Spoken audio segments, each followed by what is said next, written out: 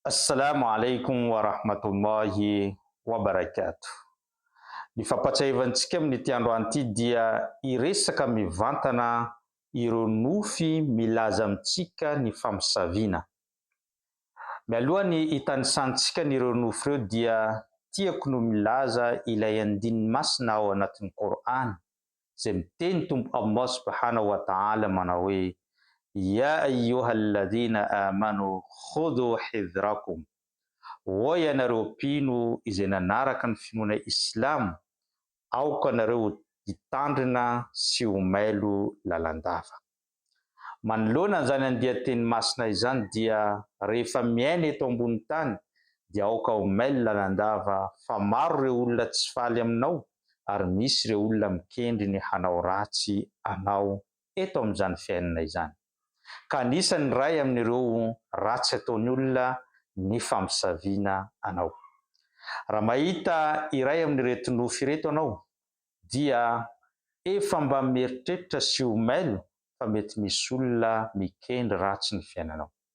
Voalohany amin'izany, raha mahita anao ao anaty nofy resaka fasana, hoe very ianao any anaty fasana na amin'ny toerana misy fasana, miodikodina manoloana an'izany fasana izany ianao, mitady toerana aleha, ivoahana, tsy mety tafavoaka mihitsy fa miverina sy mitamberina eo amin'izany fasana izany foana ny zavatra izay ataonao dia efa anisany famantarana iray izany.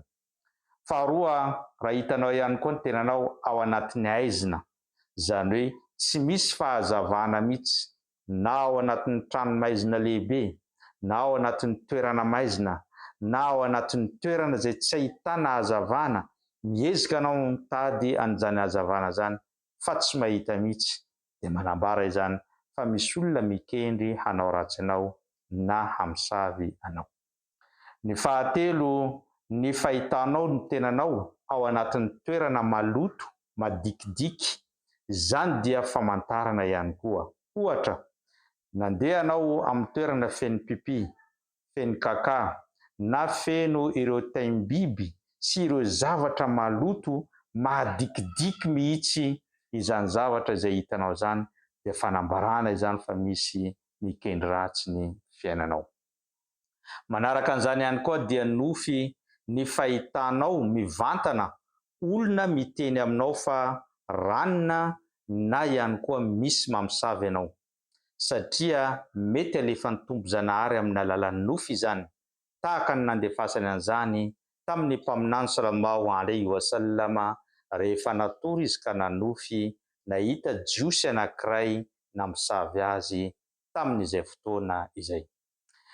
Ny famantarana manaraka ihany koa na ny nofy dia ny fahitanao tenanao voafatotra ao anatin'izany nofy izany, na ny tananao anankiroa na ny tongotrao anankiroa, ka miezaka anao mamaha an'izany fatotra izany fa tsy mety voavaha mihitsy izany fatotra izany dia anisany milaza aminao fa misy mamatotra amin'ny alalan'ny fanafody sy famosaviana ny fiainanao amin'ny ankapobeny. Ary farany dia ny fahitanao saka mainty ao anatin'izany nofy izany. Tadio fa ny fahitanao saka mainty dia na fahavalo na famosaviana no dikan'izany. Ka na fahavalo na famosaviana dia samy ratsy ary samy mila mailo anao manoloana an'izany. Ireo nofy ireo dia nampahafantarina ireo manam-pahaizana milaza amintsika ny famosaviana.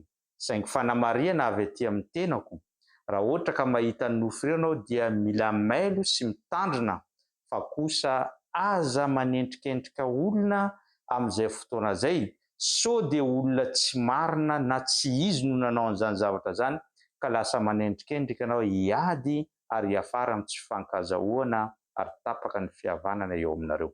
Fa ny zavatra tokony ataonao dia mailo, mamaky ireo tolom-bavaka maro, suratul Fatiha vakio dia tsofa amin'ny vatanao, ny ayatul kursi vakio amin'ny vatanao, ireo kul huwallahu ahad, kul a'udhu birabbil falaq, kul a'udhu birabbin nas vakio avokoa izy rany intelo maraina, intelo ny hariva dia vakio ary tsofa amin'ny vatanao fa insha Allah tsy handaitra aminao izany famosaviana na fanaovan'olona ratsy aminao zany.